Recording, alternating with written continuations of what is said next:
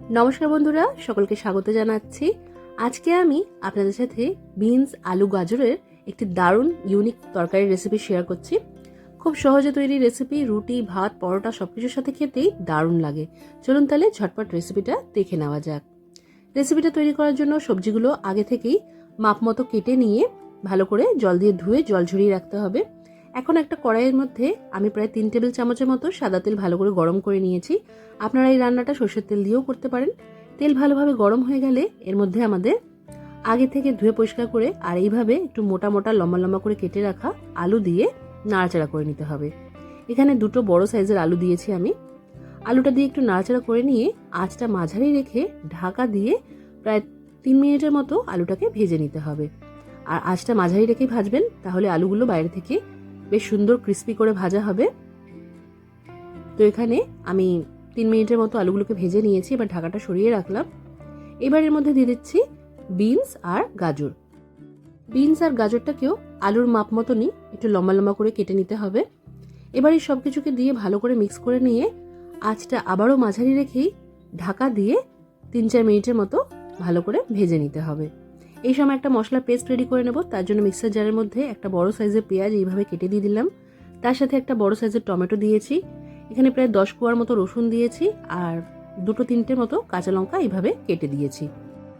তার সাথে এর মধ্যে দিয়ে দিলাম 1 মুঠো মটরশুঁটি। আমরা অনেক সময় তরকারির গ্রেভিটা ঘন করার জন্য কাজু বাদাম বা এমনি পোস্ত এইসবের ব্যবহার করে থাকি।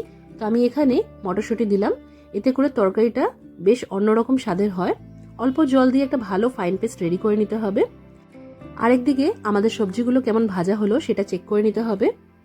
তো এখানে 4 মিনিটের মতো এই সব কিছু ভাজা হয়ে গেছে। আরেকবার নাড়াচাড়া করে দিচ্ছি।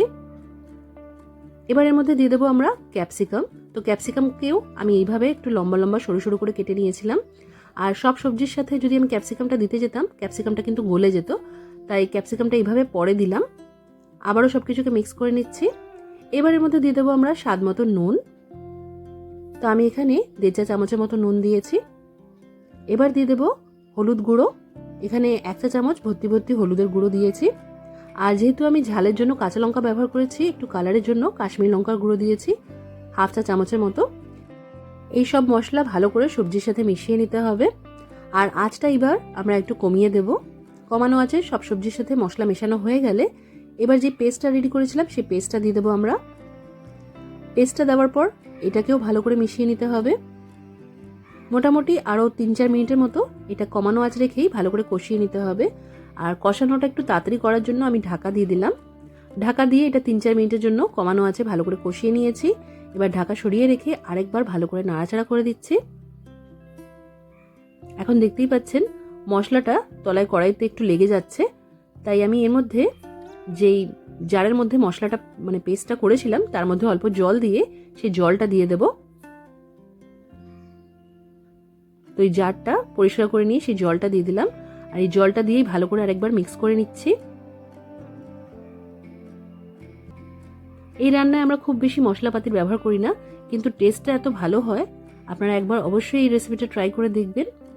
এবার উপর থেকে এর মধ্যে একটু কাসুরি মেথি দিয়ে দিচ্ছি। আমি এই রান্নায় গরম মশলার গুঁড়ো ব্যবহার করছি না।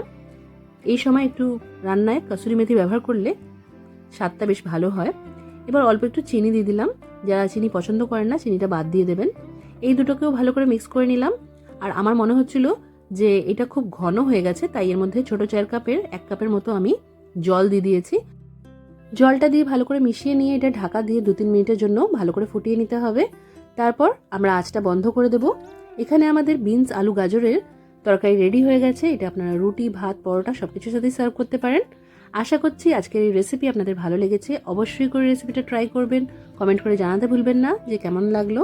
আজকের মতো এখানেই শেষ করলাম। সবাই খুব ভালো থাকবেন আর সবাইকে খুব ভালো রাখবেন। ধন্যবাদ।